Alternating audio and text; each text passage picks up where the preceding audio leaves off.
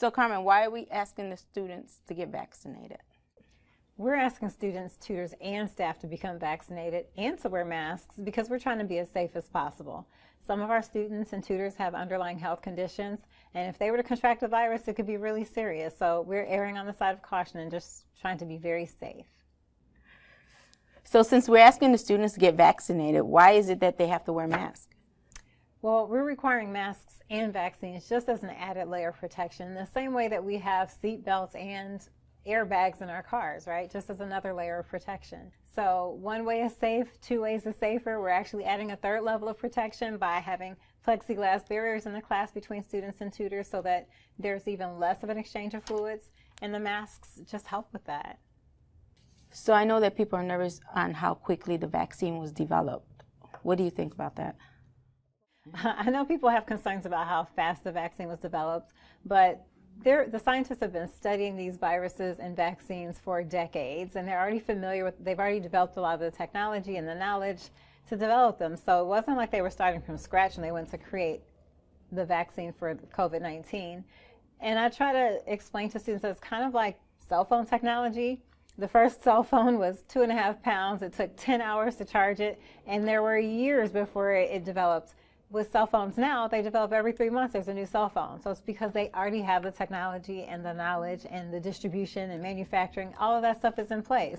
So it's the same with the vaccine. They're able to roll it out quickly. Also, because it was a global pandemic, the most brilliant scientists in the world were all working together to try to bring a vaccine forward quickly. So Carmen, do you think that the COVID-19 vaccine is safe? I think the vaccine is safe. There were tens of thousands of people who participated in the clinical trials when they were testing the vaccine initially.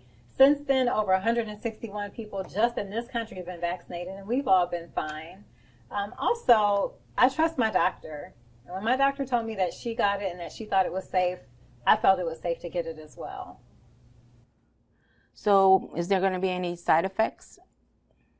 Some people do experience side effects after being vaccinated, usually after the second dose, and it usually is like flu-like symptoms for a day, 2 days, maybe.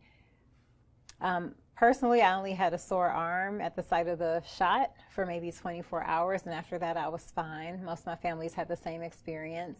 I actually would prefer to have 2 days of side effects of having the actual virus. Even the milder cases of a COVID, people are sick anywhere from 10 days to 2 weeks, and then may still need 6 weeks to recover.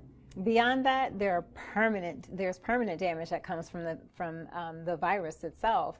Some folks have permanent damage to their hearts, to their kidneys, to their lungs, to their brains even. They experience this brain fog. So I'd much rather have 2 days of discomfort than, you know, an undetermined length of an illness that could have permanent damage. So what about the Delta variants? The Delta variant is just another version of COVID-19. The longer a virus lives, the more opportunities it has to change and evolve, just like we do, right? And so this is the fourth version that's evolved since we first were aware of COVID-19. It's the reason that we're hearing so much about it is because it's highly contagious.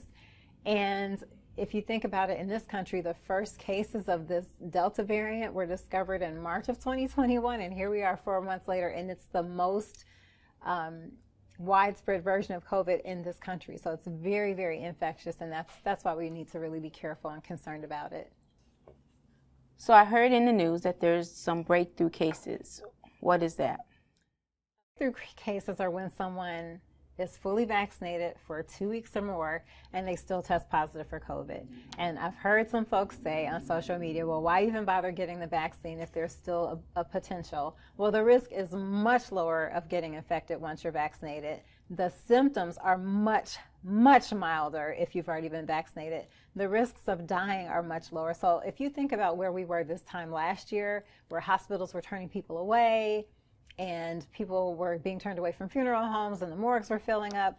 I mean, that's what we would be facing right now if we hadn't had people getting vaccinated.